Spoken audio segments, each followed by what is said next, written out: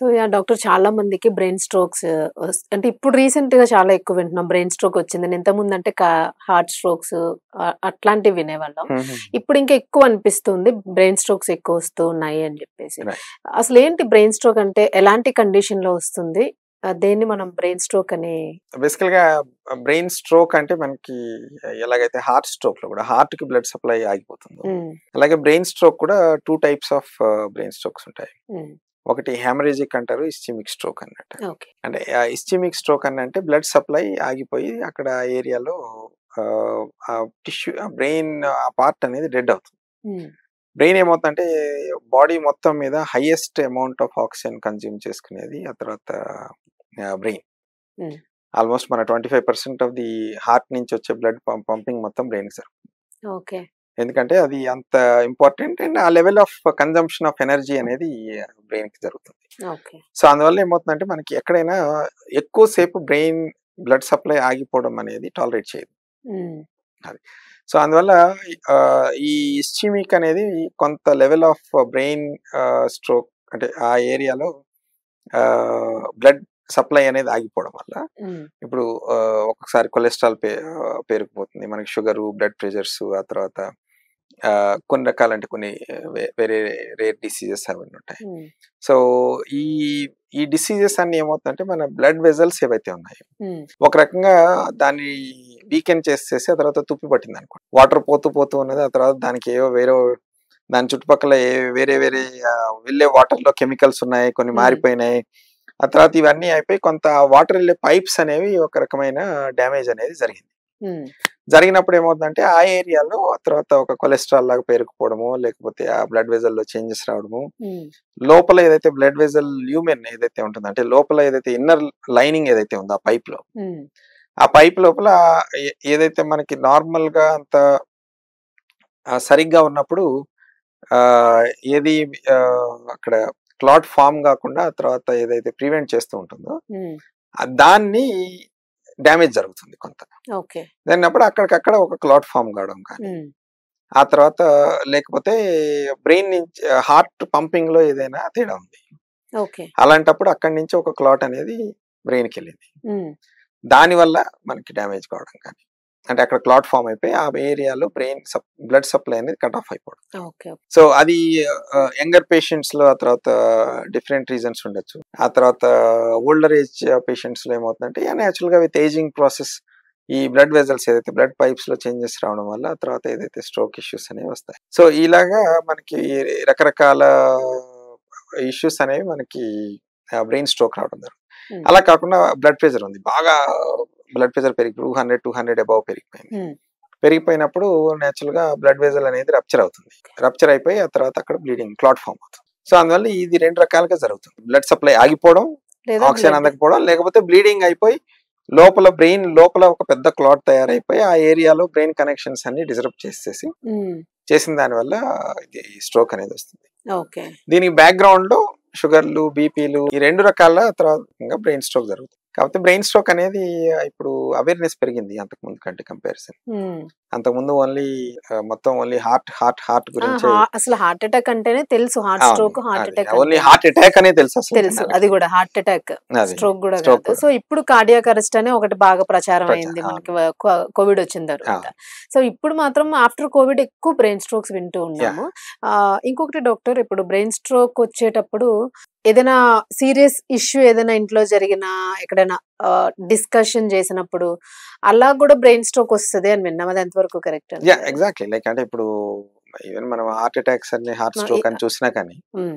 చాలా మంది ఆ తర్వాత బాగా కోపం వచ్చినప్పుడు, హ్మ్. ఎమోషనల్‌గా ఏదో ఇదైనప్పుడు, ఆ తర్వాత అండర్ వాటెవర్ హ్మ్. ప్రెషర్ ఉన్నప్పుడు, హ్యూజ్ ప్రెషర్‌లో ఉన్నప్పుడు, హ్మ్.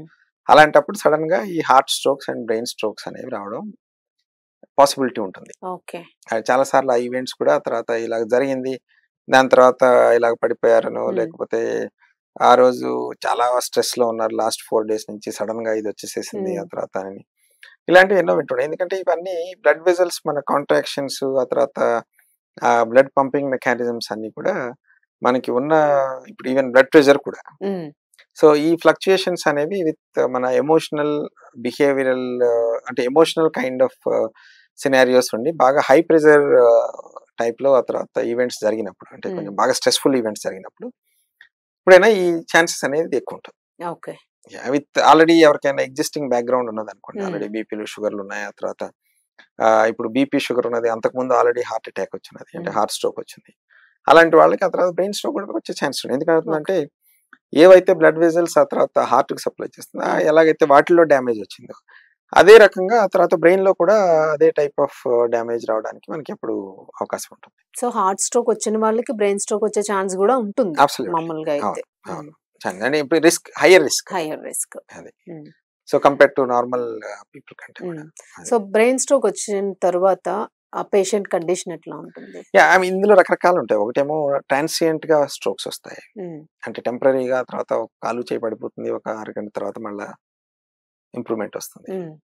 అలా కాకుండా పర్మనెంట్ గా వచ్చే ఉంటుంది. కాకపోతే ఎప్పుడైనా మనము చాలా ఇంపార్టెంట్ ఏంటంటే ఒకసారి బాగా అంటే ఒక రకమైన పారాలిసిస్ లాగా కానీ, వీక్నెస్ కానీ, మూతి వంకర కానీ, లేకపోతే కన్ను కంప్లీట్ గా తెరుచుకొని పోయి ఉండడం కానీ, విత్ ఇలాంటివి ఏదైనా సడన్ గా ఇలాంటి ఈవెంట్ జరిగినప్పుడు ఆ తర్వాత పేషెంట్ కి సడన్ గా స్పీచ్ పడిపోవడం కానీ, మాట పడిపోవడం కానీ, ఆ తర్వాత కంప్లీట్ గా అన్కాన్షియస్ అయిపోవడం కానీ, సివియర్ హెడేక్ రావడం సడన్ గా, సివియర్ గా హెడేక్ వచ్చేసేసి ఆ తర్వాత పేషెంట్ కి అసలు ఇంత సివియర్ హెడేక్ నాకు ఇంతవరకు ఎప్పుడు రాలేదు జీవితంలో, ఆ తర్వాత ఈ టైప్ ఆఫ్ థింగ్స్ వచ్చినప్పుడు కానీ, సడన్ గా కంటి చూపు పోవడం కానీ, ఆ తర్వాత సడన్ గా ఆ తర్వాత హీరింగ్ పోవడం కానీ, సో సడన్ గా మింగడం పోవడం కానీ, వీక్నెస్ దాంతో మిగతా.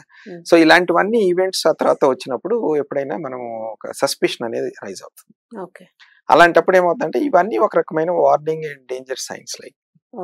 సో ఇలాంటివి ఉన్నప్పుడు ఏమవుతుందంటే మనకి ఇందులో కొన్ని బ్రెయిన్ స్ట్రోక్ కాకపోవచ్చు, కాకపోతే ఏమవుతుందంటే బ్రెయిన్ స్ట్రోక్ అనేది మనకి రికవరీ ప్రతిసారి జరగకపోవచ్చు. కాబట్టి మనం ఇమీడియట్ గా కొంచెం మెడికల్ అటెన్షన్ కి వెళ్ళడం, ఆ తర్వాత మెడికల్ హెల్ప్ ఒక ఒపీనియన్ తీసుకోవడం అనేది చాలా ఇంపార్టెంట్, లేట్ చేయకుండా.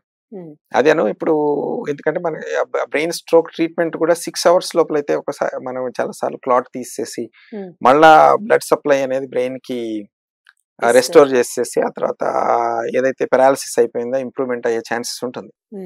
అందువల్ల ఇలాంటి ఈవెంట్స్ ఏమైనా జరిగినప్పుడు ఏమవుతుందంటే వెంటనే మెడికల్ హాస్పిటల్కి వెళ్ళడం, ఆ తర్వాత డాక్టర్ని కలవడం, మెడికల్ ఒపీనియన్ తీసుకోవడం అనేది వితౌట్ మచ్ డిలే చాలా చాలా ఇంపార్టెంట్. ఏజ్ వాళ్ళలో వచ్చే ఛాన్స్ ఉంటుంది అంటే జనరల్ గా ఇది ఓల్డర్ ఏజ్ లో ఎప్పుడు అంటే అబౌవ్ 50s 60s ఆ తర్వాత ఎప్పుడు ఎక్కువ ఛాన్సెస్ ఉంటాయి. కాకపోతే యంగర్ ఏజ్ లో కూడా ఆ తర్వాత ఎవరికైనా బ్యాక్గ్రౌండ్ షుగర్లు, బీపీలు ఆ తర్వాత ఇవన్నీ ఉన్నప్పుడు ఇలాంటివన్నీ, లేకపోతే కొన్ని వేరే టైప్స్ ఆఫ్ డిసీజెస్ ఉన్నాయి లైక్ అంటే కొంచెం not so frequent but rare diseases, అలాంటి వాళ్ళలో ఇవన్నీ వచ్చాయి.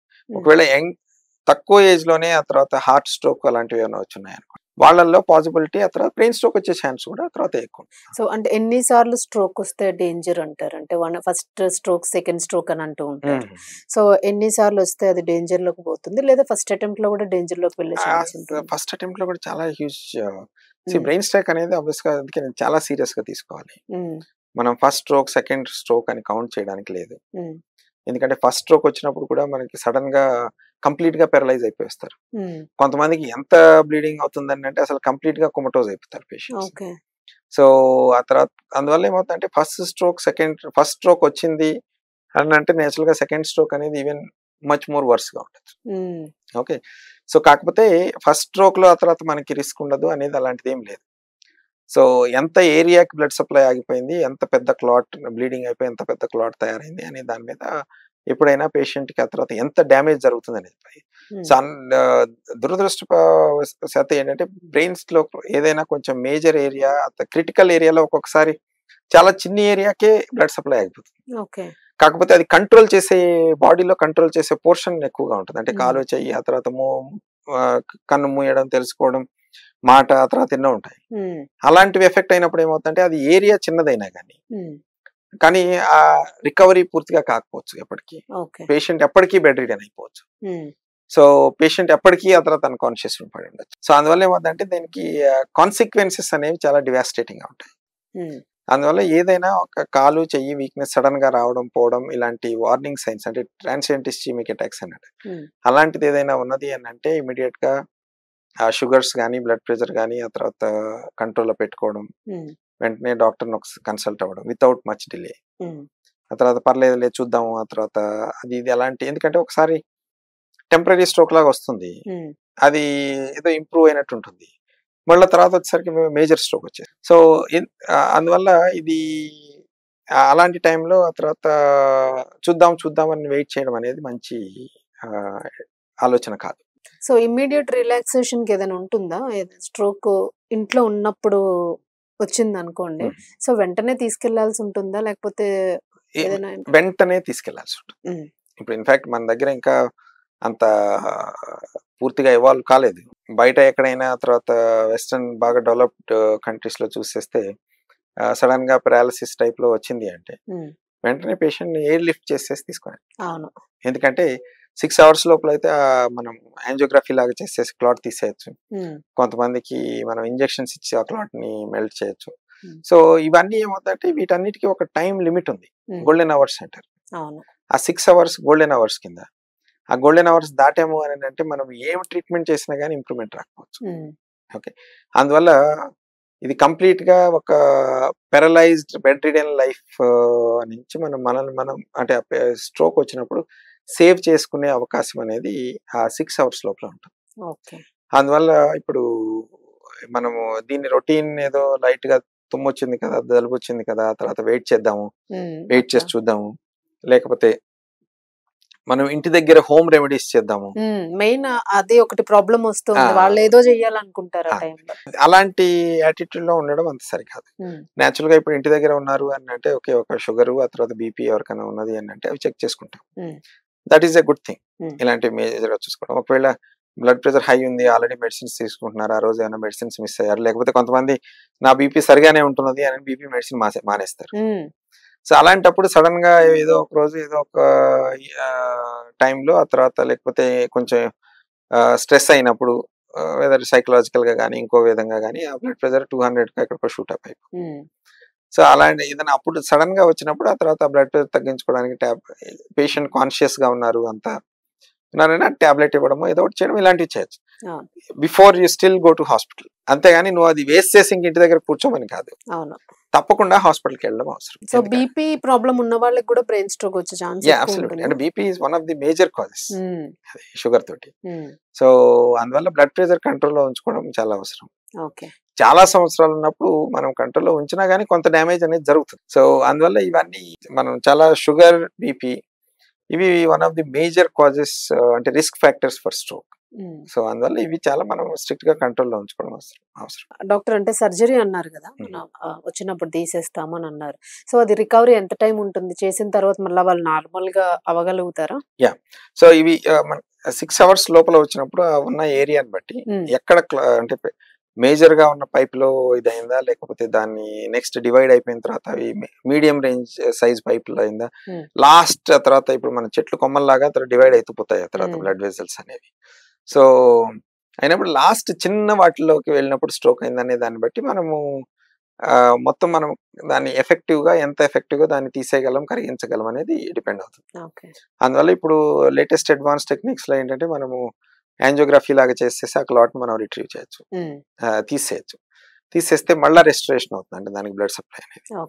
ఈ మళ్ళా మనం రీఫ్లో అనేది బ్లడ్ జరిగినప్పుడు ఎంత పేషెంట్ కి ఆ తర్వాత రికవరీ అవుతుంది అనేవి ఇవన్నీ టైం డిపెండెంట్ ఫ్యాక్టర్స్ మీద, ఏ ఏరియాలో వచ్చింది అనే దాని మీద డిపెండ్ అవుతుంది. ఓకే, సో అందువల్ల అంటే మనకి అందుకే టైం ఇక్కడ మనం కంట్రోల్ చేయగలిగింది అంటే ఎక్కడ రావాలి అక్కడ వచ్చింది, మనం ఏం చేయలేము, దాన్ని మనం మార్చలేము. మనం మార్చగలిగింది ఓన్లీ ఆ క్లాట్ తీసేసి మనం మళ్ళీ బ్లడ్ సప్లై దానికి ఇవ్వగలం. ఆ క్లాట్ తీసేయడం అనేది మనకి టైం డిపెండెంట్. 6 hours తర్వాత అయితే ఆ క్లాట్ బాగా థిక్ అయిపోతుంది, ఆ తర్వాత దాన్ని మనం తీయడం కష్టం. సో అందువల్ల ఏమవుతుందంటే ఇవన్నీ మన చేతిలో మనం చేయగలిగినవి మనం చేసుకోగలిగాం. మనం చేసుకోలేకపోతే దానికి కంటే కాన్సిక్వెన్సెస్ అంటే రిజల్ట్ అనేది చాలా బ్యాడ్ గా ఉంటుంది. అది సో ఈ ఫ్యాక్టర్స్ మనము కంట్రోల్ చేసుకోవాల్సి ఉంటుంది. థ్యాంక్ యూ డాక్టర్, చాలా గుడ్ ఇన్ఫర్మేషన్, అందరికీ యూస్ఫుల్ కూడా. Thank you so much.